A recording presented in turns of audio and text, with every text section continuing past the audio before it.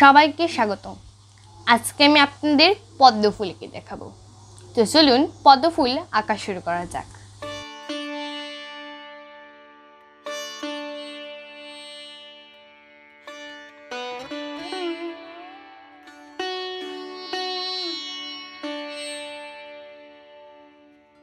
এদিকে দুটো আঁকলাম, এদিকেও দুটো এঁকে নিচ্ছি।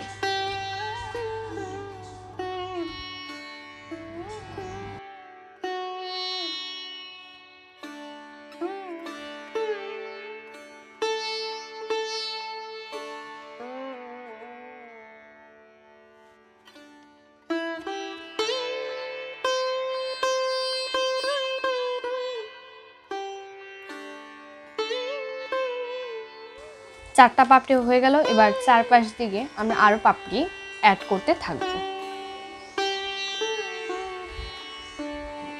পদ্ম ফুলের মাঝখানে যে বীজগুলো থাকে সেই বীজগুলো এঁকে নিচ্ছি।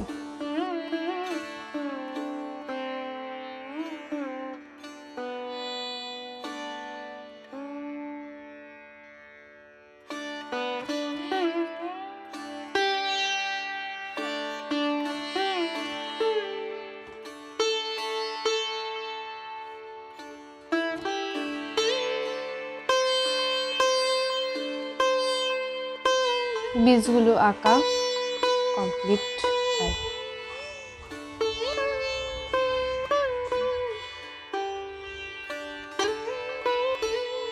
দেখলেন বীজগুলো আঁকা হয়ে গেল।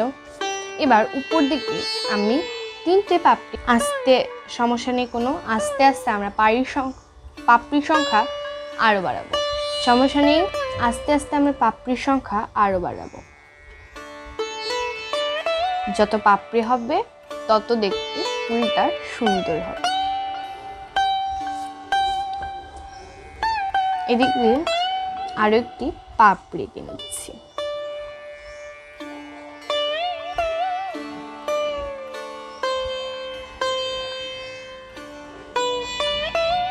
তিনটে হয়ে গেল। এবার আমরা নিচের দিকে পাপড়ি আঁকা শুরু করছি।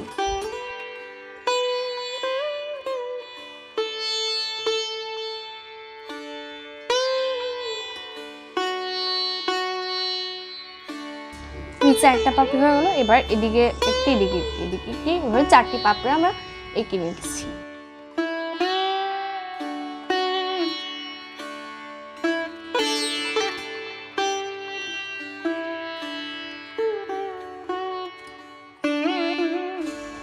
এদিকে দুটো এঁকে নিলাম। এবার এদিকেও দুটো আমরা এঁকে নিচ্ছি। কয়টা পাপড়ি হলো? মোটামুটি আমাদের 11টা পাপড়ি হয়ে গেছে। এবার আমরা আরো পাপড়ি অ্যাড করব যাতে ফুলটি আরো সুন্দর দেখায়। আপনারা চাইলে এইভাবে রাখতে পারেন, কিন্তু পাপড়ি আরো অ্যাড করলে ফুলটি দেখতে আরো সুন্দর হয়ে যাবে। পদ্ম ফুলে সাধারণত বেশি পাপড়ি হয়।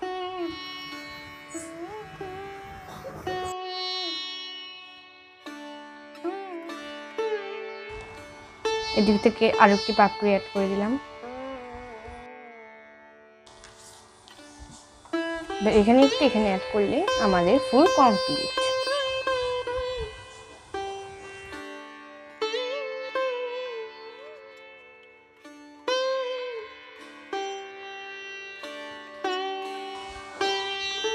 তো চলুন এবার ফুলের নিচের অংশটি আমরা এঁকে নিই।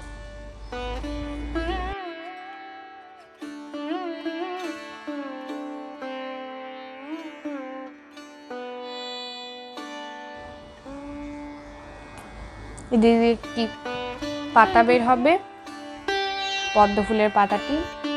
তো এরকম ডাটার জায়গাটা খালি রেখে দিলাম। এবার পাতাটা এঁকে নিচ্ছি ফুলের।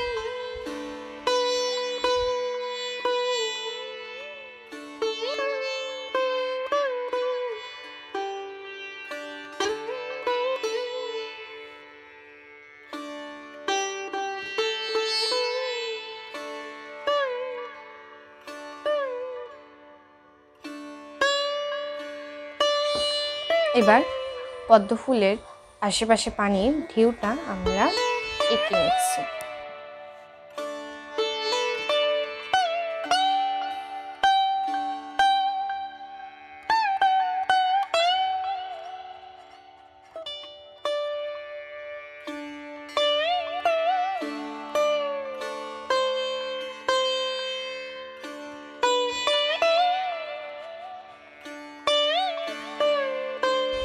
এবার চলুন মার্কার করে নিই। আপনার চাইলে মার্কারটা স্কিপ করতে পারেন।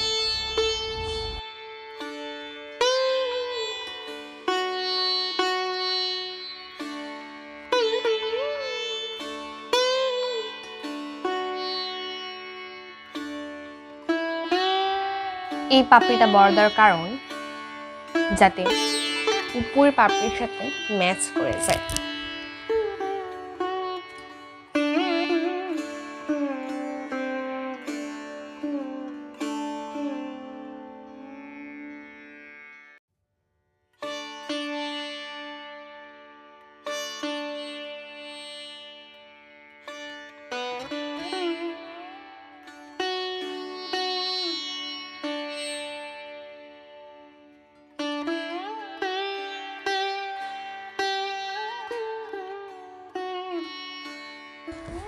মুছে নিলাম সব লাইনগুলো।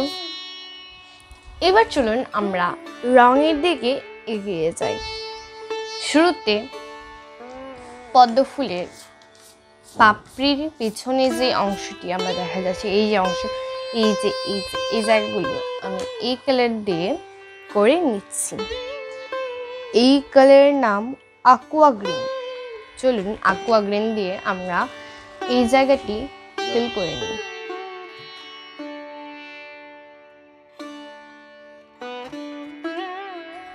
প্রত্যেকটাতে আমরা এভাবে করে রং করে নিচ্ছি।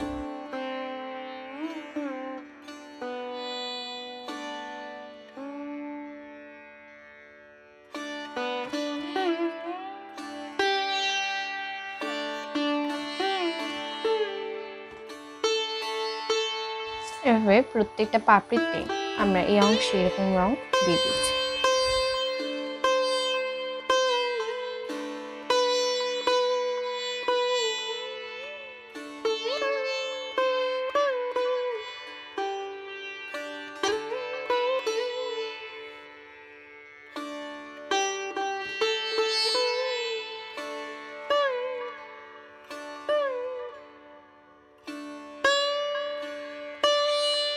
হয়ে গেছে। এবার আমি হলুদ রং নিয়ে এই অংশে পুরোটাতে রং করে নিচ্ছি। শুধু বীজগুলো ছাড়া, বীজগুলো বাদে আমরা করে নিচ্ছি। টিয়া রং দিয়ে আমি বীজগুলো রং করে নিচ্ছি।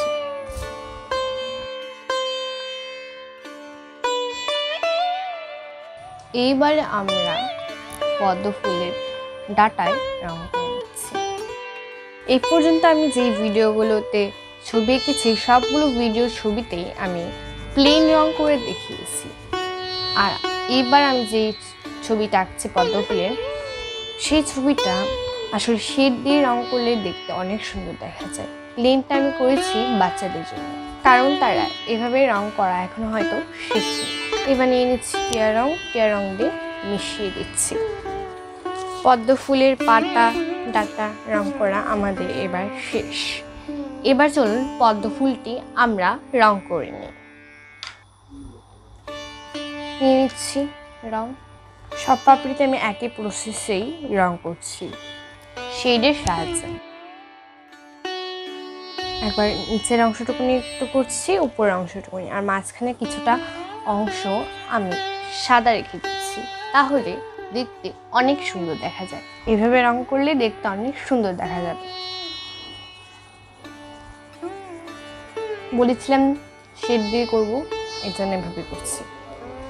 এভাবে করে আমি সকল পাপড়িগুলোই রং করে নেব।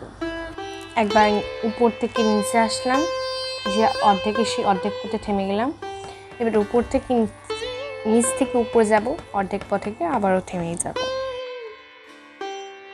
মিক্সিং করে নিলাম।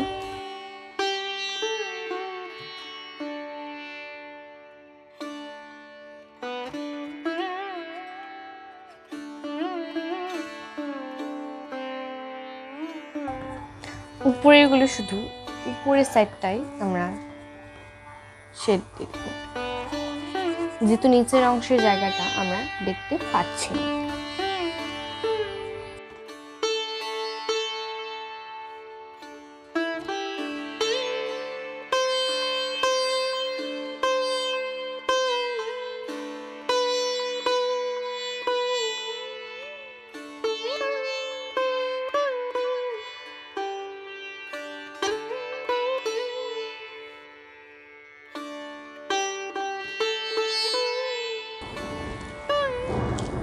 এবার নিচে যে পাপড়িগুলো আছে সেই পাপড়িগুলো আমি রং করে নিচ্ছি।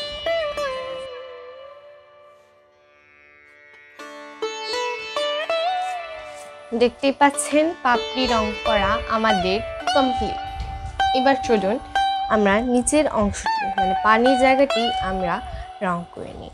এখানে আমি নীল রঙের ব্যবহার করছি। এর আগে এই জায়গাটিতে আমরা হালকা সবুজ ব্যবহার করে নিলাম। এবার চলুন পানিতে আমরা নীল রং দিয়ে রং করা স্টার্ট করি। খুবই হালকা করে পেন্সিলটি একটু দূরে ধরবেন যাতে হালকা করে, এটা আসলে এভাবে করলেই চলে। এবার নর্মাল পেজটা তো হয়ে গেল আমাদের।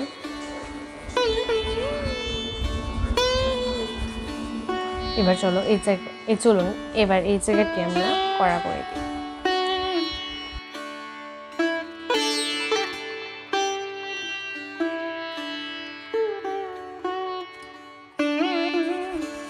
দেখতেই পাচ্ছেন আমরা পানির টিউব রং করে, এবার চলুন সাদা রং দিয়ে আমরা হালকা করে মিক্স করি যাতে দেখতে খুবই সুন্দর দেখা যায়।